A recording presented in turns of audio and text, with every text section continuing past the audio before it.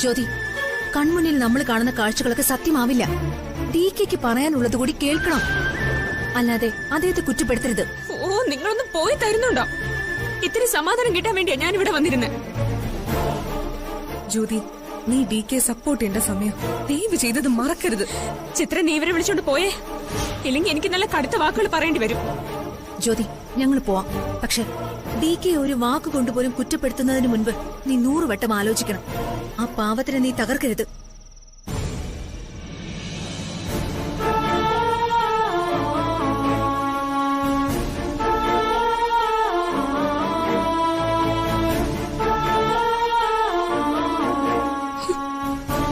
എന്റെ ദേവി, എന്തൊക്കെയാ ഞാനീ പറഞ്ഞ്?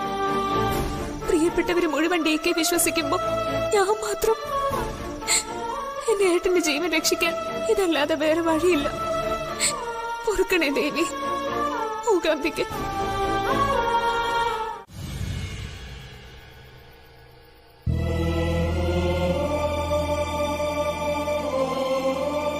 താനിനി അധികം ഒന്നും ആലോചിക്കണ്ട. ഇങ്ങനെ ഒരു സംഭവം നടന്നിട്ടില്ലെന്ന് എന്നെ വിചാരിക്കുക. ജ്യോതിയുടെ മുന്നിൽ ഞാൻ എങ്ങനെ ചെന്ന് നിൽക്കുമെന്ന് എന്റെ പേടി.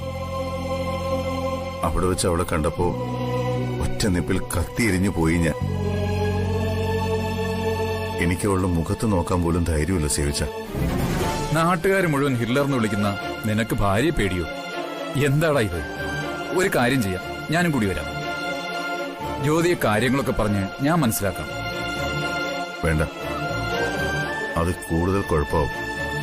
താൻ വരണ്ട, ഞാൻ ഒറ്റയ്ക്ക് വെക്കോളാം. പിന്നെന്താ പ്രശ്നം? എടാ, ജ്യോതി നീ പറഞ്ഞാ വിശ്വസിക്കും. കണ്ടതല്ല യഥാർത്ഥ സത്യമെന്ന് അവളോട് പറഞ്ഞ് മനസ്സിലാക്കണം. ജ്യോതി കൂടെ നിൽക്കും. രവിച്ച, വിശ്വാസമാണ് എല്ലാത്തിന്റെ അടിസ്ഥാനം. സൗഹൃദമായാലും ഭാര്യാഭർത്തൃ ബന്ധമായാലും അതില്ലെങ്കിൽ എല്ലാം തീർന്നു. ജ്യോതിക്ക് എന്നെ 100% വിശ്വാസം. എനിക്കത് അറിയുകയും ചെയ്യാം. പക്ഷേ ഒരു നോട്ടം കൊണ്ടെങ്കിലും അതല്ലാന്ന് എനിക്ക് തോന്നിയ ഞാൻ തോറ്റുപോകും. ഒന്നുമില്ലടോ, നിന്റെ കുടുംബം മുഴുവൻ നിന്റെ കൂടെ നിൽക്കും. എനിക്കുറപ്പാ. നീ ചെല്ല്, ഇനി ലേറ്റാകണ്ട. അപ്പൊ ശരി, ചെല്ലടോ.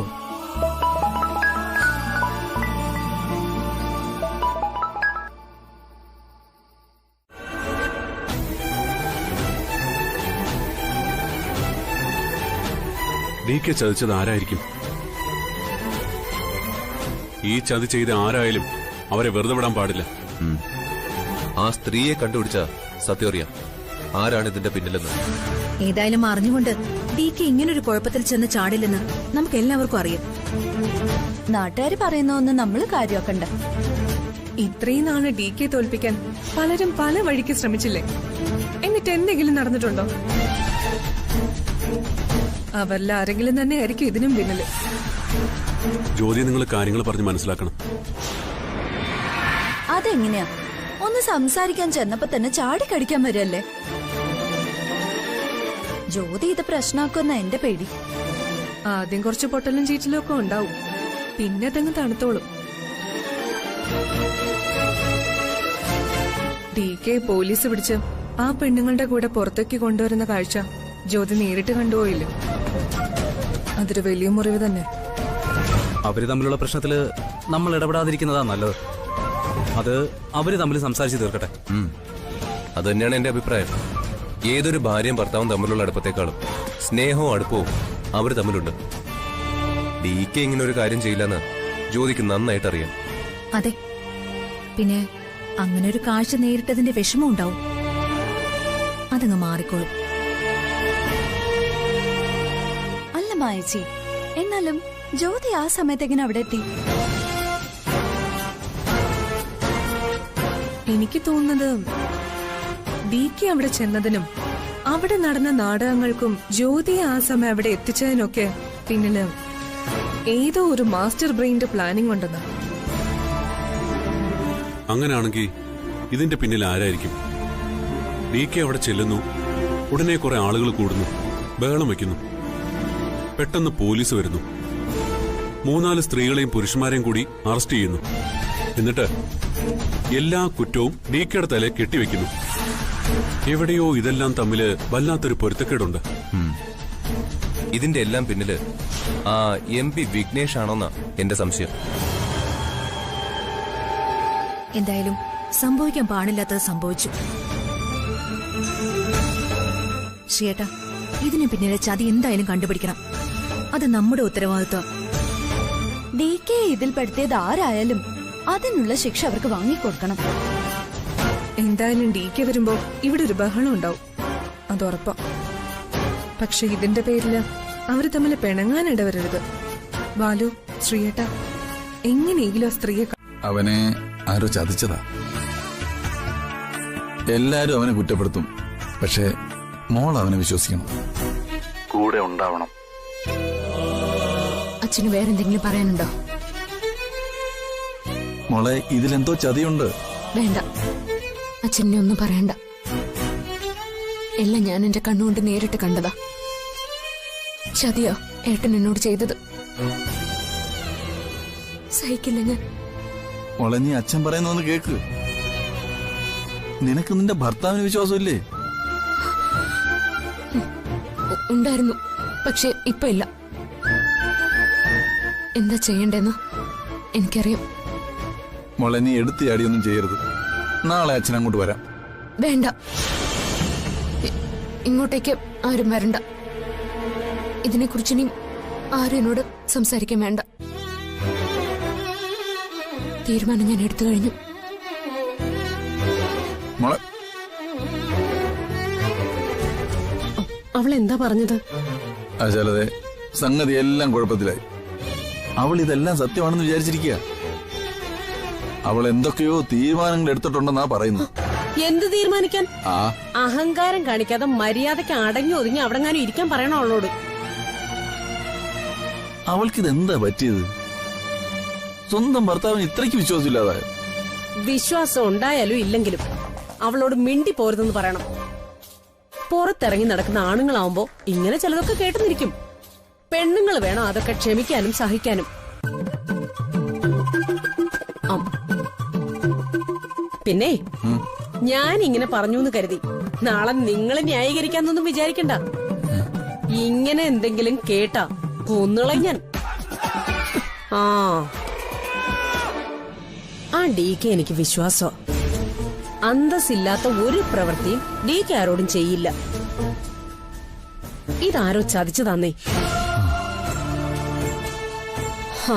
DKയുടെ ഭാര്യയായിരിക്കുമ്പോ കിട്ടുന്ന അന്തസ്സൊന്നും അമരാവതിയുടെ പടി ഇറങ്ങിയാൽ ഉണ്ടാവില്ലെന്ന് അവളോടൊന്ന് പറഞ്ഞേക്ക്.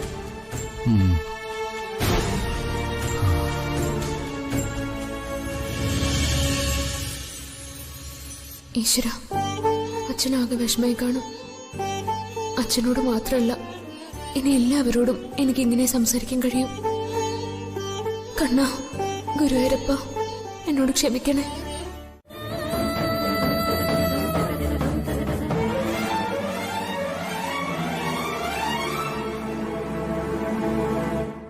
ജ്യോതി, ജ്യോതി, പ്ലീസ്, ഞാൻ പറയുന്നതൊന്ന് കേൾക്കണം.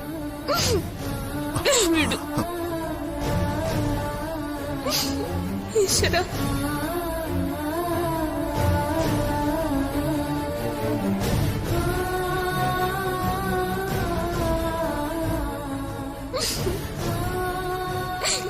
എനിക്ക് ശക്തി തരണേ.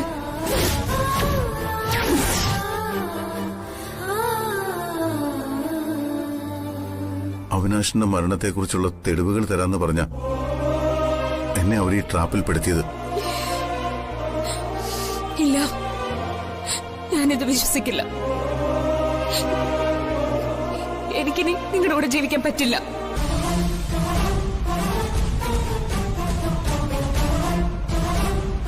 ജ്യോതി, എന്തൊക്കെയാ പറയുന്നേ? ഒരു പെൺവാണിഭക്കാരന്റെ കൂടെ ജീവിക്കാൻ ഇനി എന്നെ കിട്ടില്ല എന്ന്.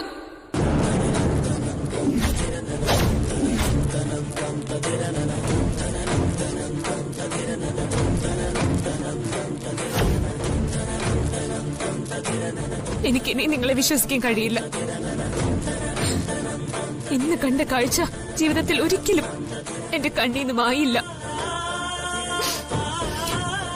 അതുകൊണ്ട് ഞാൻ ഇറങ്ങുവാ.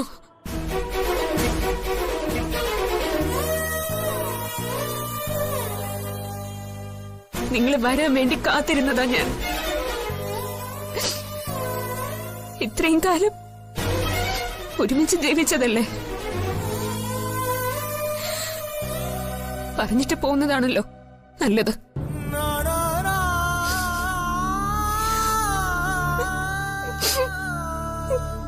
ഞാൻ ഇറങ്ങാം. ജ്യോതി, നീ അറിഞ്ഞ ഒന്നും സത്യമല്ല, കണ്ടതും സത്യമല്ല.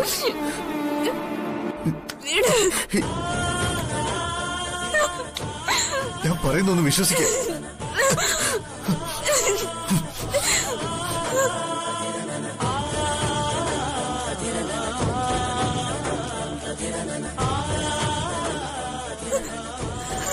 ഞാൻ ഒരിക്കലും നിന്നെ ചതിക്കില്ല.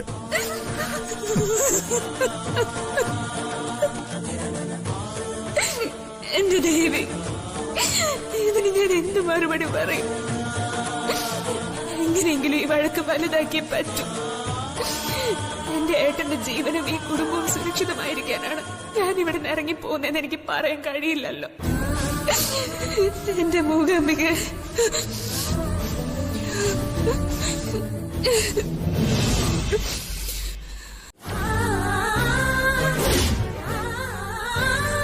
സ്ഥാനം കൊണ്ട് ഞങ്ങളുടെ അമ്മായിയമ്മയെ ജ്യോതി, ഈ കുടുംബത്തിന്റെ നെടുന്നൂണായ ഡി കെയുടെ ഭാര്യ. ജ്യോതി ഇപ്പൊ ഇവിടുന്ന് ഇറങ്ങിപ്പോയാ ഡി കെ തകർന്നു പോകും. ഞങ്ങളുടെ ഡി കെ ഇങ്ങനെ ഒരു തെറ്റ് ചെയ്യില്ല, അത് ഞങ്ങൾക്ക് ഉറപ്പാ. ഡി കെയെ കുറ്റപ്പെടുത്തി ജ്യോതി പോരുത്. ഈ ഒരു സാഹചര്യത്തില് ഡി കെക്കൊപ്പം നിൽക്കുക വേണ്ടത്. മോളെ, എന്റെ കണ്ണിന് എനിക്ക് എന്തുമാത്രം വിശ്വാസമുണ്ടോ അതിനേക്കാൾ വിശ്വാസമാ എനിക്ക് എന്റെ മോനോടുള്ളത്. ഈ ഞാൻ പ്രസവിച്ചു വളർത്തിയ എന്റെ മോനാ, അവനെ തെറ്റ് ഒരിക്കലും ചെയ്യില്ല. നീ അവനെ വിട്ടു പോകരുത് മോളെ.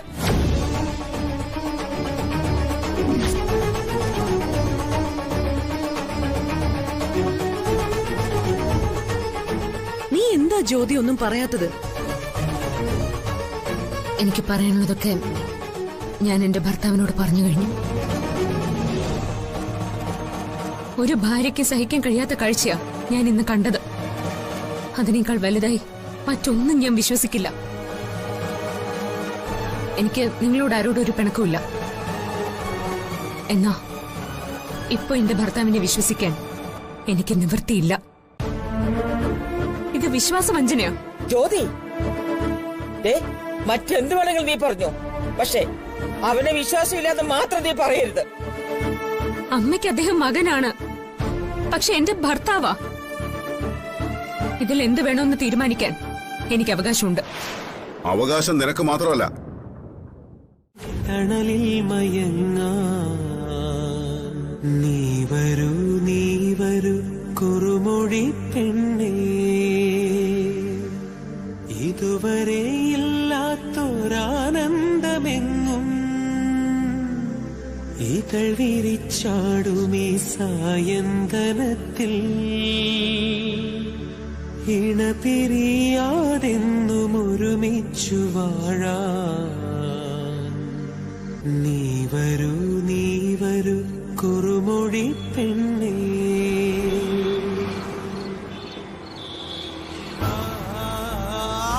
ഞാൻ ഒരിക്കലും നിന്നെ ചതിക്കില്ല.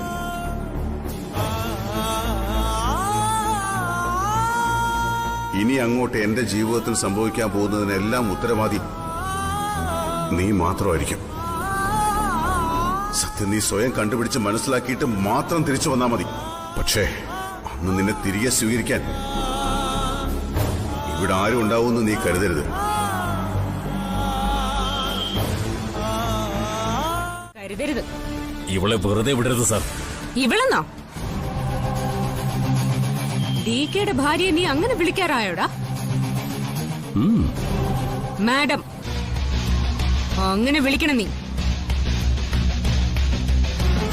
ഒരു സ്ത്രീയെയും ഇവൾ അവൾ എടി പോടിയെന്നൊന്നും വിളിച്ച് നീ അപമാനിക്കരുത്. ഇതേ നിങ്ങൾക്കും കൂടിയുള്ള മുന്നറിയിപ്പാ. ഓ, ഭർത്താവിന് വേണ്ടി എന്ത് ത്യാഗവും ചെയ്യുന്നവളാണ് ഭാര്യ. നീ സ്നേഹിച്ച പെണ്ണ് നിന്നെ വിട്ടുപോയതേ നിന്റെ കഴിവില്ലായ്മ. അവൾക്ക് നിന്നെ വേണ്ടായിരുന്നു. ഒരു പെണ്ണിന്റെ സ്നേഹം നേടാൻ അറിയാത്ത നീയാണോ ഒരു നാട്ടിലെ ജനങ്ങളുടെ മുഴുവൻ മനസ്സ് കീഴടക്കി ജയിച്ചത്? ഒരു തവണ അവർക്കെല്ലാം അബദ്ധം പറ്റിയതായിരിക്കും. ഇനി അവരത് തിരുത്തിക്കോളും. ജ്യോതിമ, ഭർത്താവിനോടുള്ള നിന്റെ സ്നേഹം എനിക്കിഷ്ടപ്പെട്ടു. പക്ഷേ ജ്യോതിമ ഇപ്പൊ പറഞ്ഞില്ലേ, എന്റെ നാട്ടിലെ ജനങ്ങൾ, അവരുടെ മുന്നില് ഇപ്പൊ ഞാൻ തോറ്റു നിൽക്കുക. എനിക്ക് അവരുടെ മുന്നിൽ ജയിക്കാൻ ഒരു വഴിയേ ഉള്ളൂ. അമല, അവളെ നിങ്ങൾ എനിക്ക് തിരിച്ചു തരണം. എല്ലാം ശരിയാകുന്നേ. നോ, ഒന്നും ശരിയാകില്ല സുധാകരൻ നായരെ. ജ്യോതിയെ അമരാവതി ഇറങ്ങിപ്പോയി.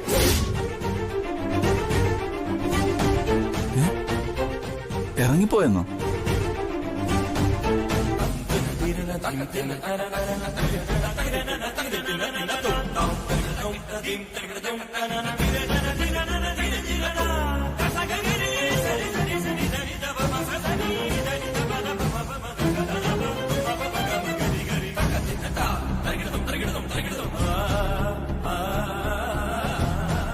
ഇത് ഞാനും എന്റെ ഭർത്താവും തമ്മിലുള്ള പ്രശ്നം.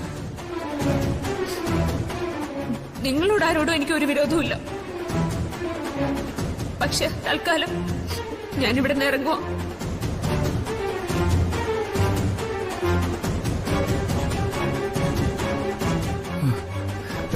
പത്മാവതി അമ്മ എന്തൊക്കെയായി പറയുന്നത്? അമരാവതി വിട്ടിട്ട് അവൾക്ക് എങ്ങനെ ഇറങ്ങിപ്പോകാൻ പറ്റും? I don't know. അവൻ പറഞ്ഞൊന്നും അവൾ വിശ്വസിച്ചിട്ടില്ല. എന്റെ മോൻ പറയുന്ന കേൾക്കാതെയാ അവളോട് പടി ഇറങ്ങിപ്പോയത്. ഇതിനും ഭേദം എന്റെ മോനെ അവള് കൊല്ലുന്നതായിരുന്നു. സങ്കടമുള്ളൂ സുധാകരൻ നായരെ. അത്രയ്ക്ക് സ്നേഹിച്ച ഞാൻ അവളെ. അപകടമൊന്നുമില്ലാതെ അവൾ അങ്ങ് എത്തിയെന്നറിയാൻ ഇപ്പൊ ഞാൻ വിളിച്ചത്. എനിക്കിത് വിശ്വസിക്കാൻ പറ്റുന്നില്ല പത്മാവതി അമ്മേ. DK വിട്ട് ജ്യോതി ഇറങ്ങി പോന്നോ? അങ്ങനെയൊന്നും ചിന്തിക്കാൻ പോലും അവൾക്ക് ഈ ജന്മത്ത് പറ്റത്തില്ല. സുധാകരൻ നായരെ, ഞാൻ അവന്റെ അമ്മയാ. അവനെ 10 മാസം വയറ്റിലിട്ട് നൊന്ത് പ്രസവിച്ച അമ്മ. എന്റെ മോന്റെ ശബ്ദം ഒന്ന് ഇടറിയാൽ, അവന്റെ കണ്ണൊന്ന് നിറഞ്ഞാൽ, അവന്റെ വാക്കുകൾക്ക് മാറ്റം ഉണ്ടായാൽ എനിക്കതറിയാം. അവൻ പറയുന്നത് സത്യമാണോ കള്ളമാണെന്നോ എനിക്ക് നന്നായിട്ട് അറിയാം. അങ്ങെത്തുമ്പം അവളോട് പറഞ്ഞേക്ക് അവൻ തെറ്റ് ചെയ്തിട്ടില്ലെന്ന്.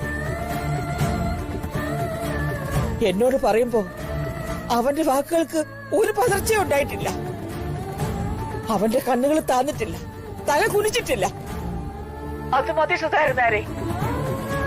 എനിക്ക് എന്റെ മോനെ തിരിച്ചറിയാൻ. പത്മാവതി അമ്മേ, ഇതുകൂടി പറഞ്ഞേക്ക്. ഒരമ്മ മകനെ മനസ്സിലാക്കുന്നേക്കാൾ കൂടുതൽ സ്വന്തം ഭർത്താവിനെ ഭാര്യ മനസ്സിലാക്കണമെന്ന്. അവന്റെ വിശ്വാസവും സ്നേഹവും ഏറ്റുവാങ്ങുന്ന ഭാര്യയായിരുന്നെങ്കിൽ അവൾക്ക് അവനെ മനസ്സിലായേനെ. ഭാര്യയ്ക്ക് ഭർത്താവിനെ ഉപേക്ഷിക്കാം, പക്ഷെ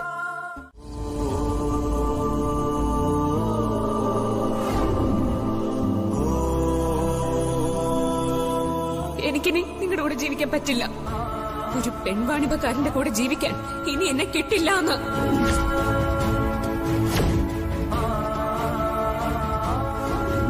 തൊട്ടുപോരുതെന്നെ. എന്നെ തൊടാൻ നിങ്ങൾക്ക് ഇനി ഒരു അവകാശമില്ല. ഇനി ഞാൻ തിരിച്ചു വരണമെങ്കിൽ ആ സ്ത്രീയെ എന്റെ മുന്നിൽ കൊണ്ടുവന്ന് നിർത്തി സത്യം പറയിക്കണം. അതുവരെ ഞാൻ കണ്ട ആ കാഴ്ച മാത്രമേ ഞാൻ വിശ്വസിക്കൂ.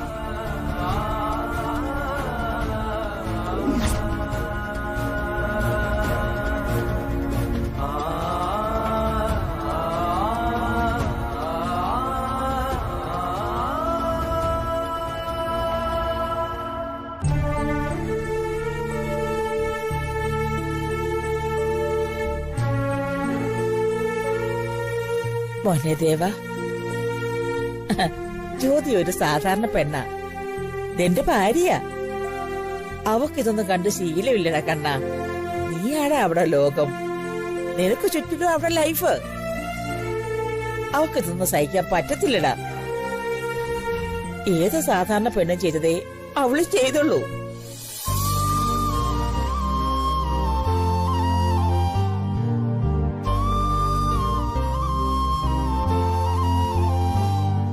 ഡാ, ഇപ്പൊ അവള് പിണങ്ങിപ്പോയെന്ന് വെച്ച് ദേ നീ അവളെ വെറുക്കരുത് കേട്ടോ. ഞാനിപ്പോഴേ സുധാരനാരെ വിളിച്ചായിരുന്നേ. എടാ, അവൾ ഇതുവരെ അങ്ങോട്ട് എത്തിയിട്ടില്ലെന്ന്. സുധാരനാരെ അന്വേഷിച്ച് പോയിട്ടുണ്ട്. കണ്ടാലുടനെ ഇങ്ങോട്ട് എത്തിച്ചോളാന്നാ പറഞ്ഞിരിക്കുന്നേ. എന്തിന്? പോകുന്നവരൊക്കെ പൊയ്ക്കോട്ടെ. ഒറ്റയ്ക്ക് ജീവിക്കാൻ പറ്റുമെന്ന് ഞാനും ഒന്ന് നോക്കട്ടെ.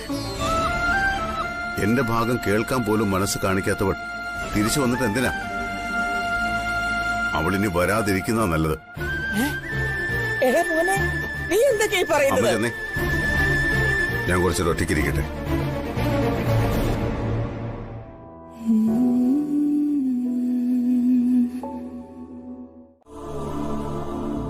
എത്ര വിചിത്രമാണ് ജീവിതം. നമ്മുടേതെന്ന് കരുതിയത് ഒറ്റ നിമിഷം കൊണ്ട് നമ്മുടേതല്ലാതായി മാറുന്നു. ഒപ്പം നിൽക്കേണ്ടവൾ കുറ്റപ്പെടുത്തി പടിയിറങ്ങിപ്പോകുന്നു. ജ്യോതി, എന്തുകൊണ്ട് അവളെന്നെ വിശ്വസിക്കാത്തത്? ആപത്തിൽ ഒറ്റപ്പെടുത്തി ഇറങ്ങിപ്പോകേണ്ടവളാണോ ഭാര്യ? എന്തായാലും എന്നെ മനസ്സിലാക്കാതെ പോയവള് പോട്ടെ. എന്നേക്കാൾ വിശ്വാസം അവൾക്ക് ആ മായ കാഴ്ചകളാണ്. ഞാൻ പറയുന്നത് കേൾക്കാൻ പോലും തയ്യാറാകാതെ അവൾ ഇറങ്ങിപ്പോയത് എന്തുകൊണ്ടാവും? ചോദ്യങ്ങൾക്കൊന്നും എനിക്ക് ഒരു ഉത്തരവില്ല. ഏട്ടനോടൊന്നല്ല, ആരോടും ഒന്നും തൽക്കാലം പറയാനാവില്ല. എന്നെ കുറിച്ച് ഏട്ടനിപ്പോ എന്തായിരിക്കും വിചാരിക്കുന്നത്? ഭഗവാനെ, എനിക്കതൊന്നും ഓർക്കാൻ കൂടി പറ്റുന്നില്ല. അഹങ്കാരി. അങ്ങനെ മാത്രമേ എനിക്കിപ്പോ അവളെ കുറിച്ച് ഓർക്കാൻ കഴിയുന്നുള്ളൂ.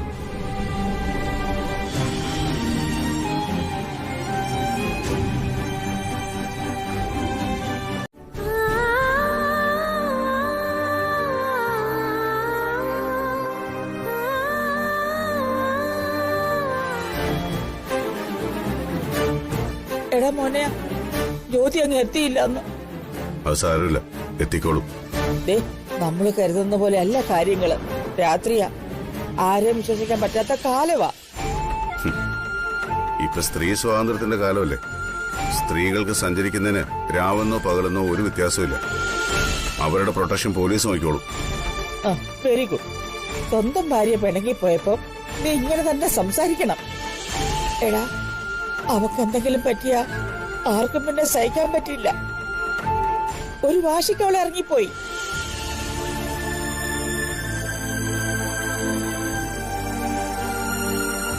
വാക്കുകൊണ്ട് പലതും അങ്ങോട്ടും ഇങ്ങോട്ടും ഒക്കെ സംസാരിച്ചു. പക്ഷെ അവള് നിന്റെ ഭാര്യയാ. ദേ, അതോർമ്മ വേണം.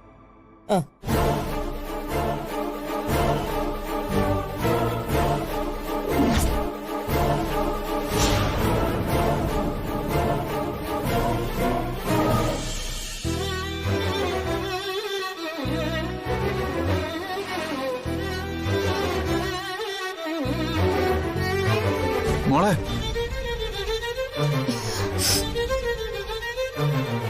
മോളെ, നീ എന്തായി കാണിച്ചത്? എന്തിനാ ഇങ്ങനെ ഇറങ്ങിപ്പോന്നത്? വാ, അച്ഛൻ കൊണ്ടുവിടാ. എവിടേക്ക്? അമരാവതിയിലേക്ക്. അല്ലാതെ ഇവിടെ ഞാനിനി എവിടേക്കില്ല.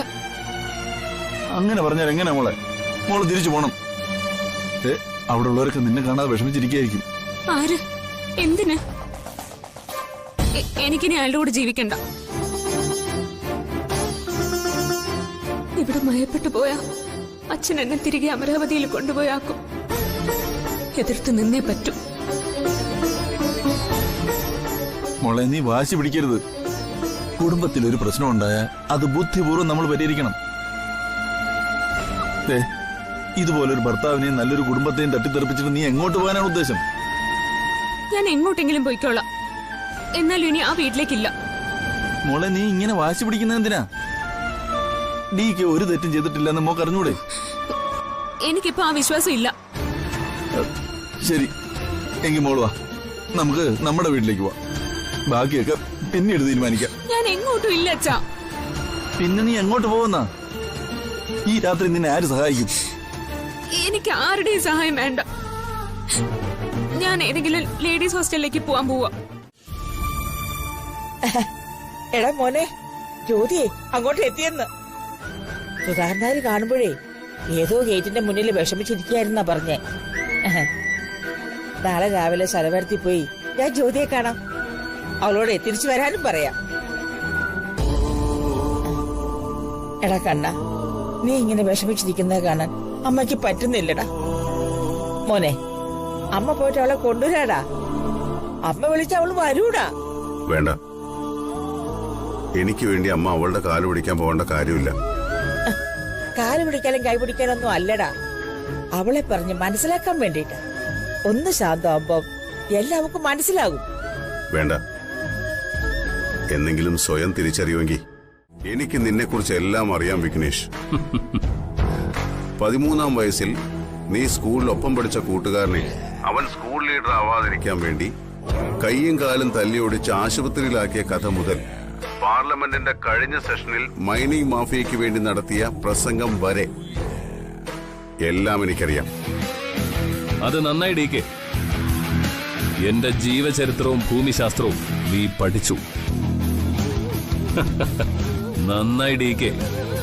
ഇപ്പൊ നിനക്ക് മനസ്സിലായി കാണും ഞാൻ ആരാണെന്ന്. നീ ആരാണെന്ന് എനിക്ക് നല്ലതുപോലെ അറിയാം വിഘ്നേഷ്. ഇപ്പൊ നീ എന്തിനാ വിളിച്ചത്?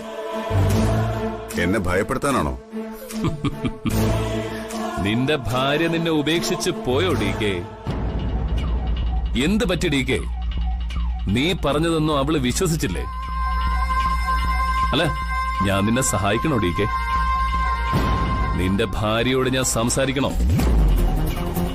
എന്റെ ഭാര്യയാവാൻ പോകുന്നവളെ തട്ടിക്കൊണ്ടുപോയി സ്വന്തം അനിയന് കല്യാണം കഴിച്ചു കൊടുത്തവനല്ലേ നീ?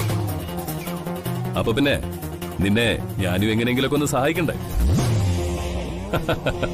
അതുകൊണ്ട് ചോദിച്ചതാ ഡികെ. വേണ്ട, എന്റെ കുടുംബകാര്യം നോക്കാൻ എനിക്കറിയാം. അതിന് നിന്റെ സഹായം എനിക്ക് ആവശ്യമില്ല. പിന്നെ അമലയെ വിളിച്ചുകൊണ്ട് വന്നത് അതൊരു തെറ്റാണെന്ന് ഞാൻ ഇപ്പോഴും വിശ്വസിക്കുന്നില്ല. നീ അവളെ വിവാഹം കഴിച്ചിരുന്നെങ്കിൽ ആ വിവാഹ മണ്ഡപത്തിൽ വെച്ച് തന്നെ അവൾ വിഷം കഴിച്ച് മരിച്ചേനെ. അതറിയാമോ നിനക്ക്? അന്നുണ്ടായ സംഭവങ്ങളെ തുടർന്ന് നിനക്കുണ്ടായ നഷ്ടങ്ങളുടെ എല്ലാം ഉത്തരവാദി നീ മാത്രം. ഒരു പെണ്ണിനെ വിവാഹം കഴിക്കാൻ ആദ്യം വേണ്ടത് ആ പെണ്ണിന്റെ സമ്മതം. നീ എപ്പോഴെങ്കിലും അമലയുടെ സമ്മതം വാങ്ങിയിരുന്നോ? അതോ അമലയുടെ അമ്മയെ പണം കൊടുത്ത് മയക്കിയാൽ അവള് തന്നെ വിവാഹം കഴിക്കാൻ സമ്മതിക്കുമെന്ന് നീ കരുതിയോ? നിന്റെ അമ്മ ഒരു പാവ സ്ത്രീയായിരുന്നു. പക്ഷേ അവരുടെ മരണത്തിന് ഉത്തരവാദി അത് നീ മാത്രം. അതിനിയും നിനക്ക് മനസ്സിലായിട്ടില്ല. നോ, നീയാണ് എല്ലാത്തിനും കാരണം. നീ കാരണം എന്റെ അമ്മ മരിച്ചത്. എടാ ഡികെ, നിന്റെ നാശം കാണാതെ ഞാൻ തിരിച്ചു പോവില്ല.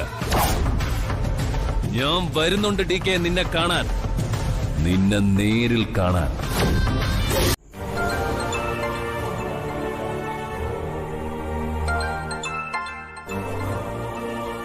ജയപ്രകാശ, സംസാരിക്കേ.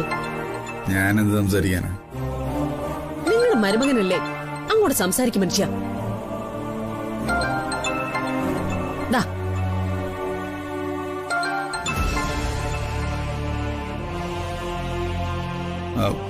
ജയപ്രാശേ, അച്ഛാ, കാര്യങ്ങളൊക്കെ ഞാൻ അറിഞ്ഞു. ചേച്ചി അവിടെ തന്നെ ഉണ്ടല്ലോ അല്ലേ? ആ, അവളിവിടെ ഉണ്ട്. അവളിനി തിരിച്ചു പോകില്ലെന്ന് വാശി പിടിച്ചിരിക്കുക ജയപ്രാശ.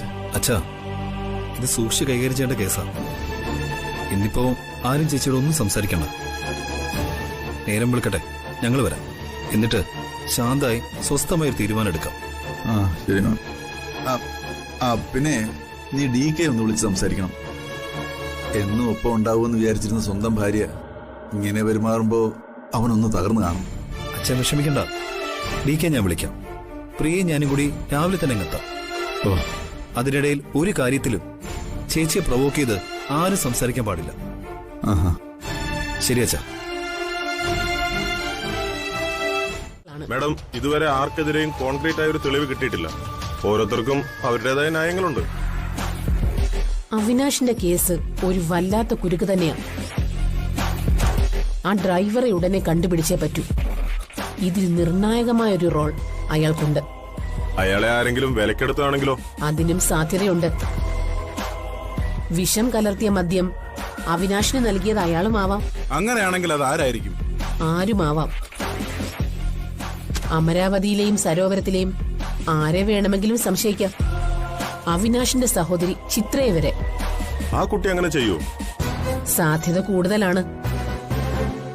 അവിനാഷിനോട് അമരാവതിയിലെയും സരോവരത്തിലെയും മറ്റാരേക്കാളും കൂടുതൽ ശത്രുത ചിത്രയ്ക്കുണ്ടായിരുന്നു.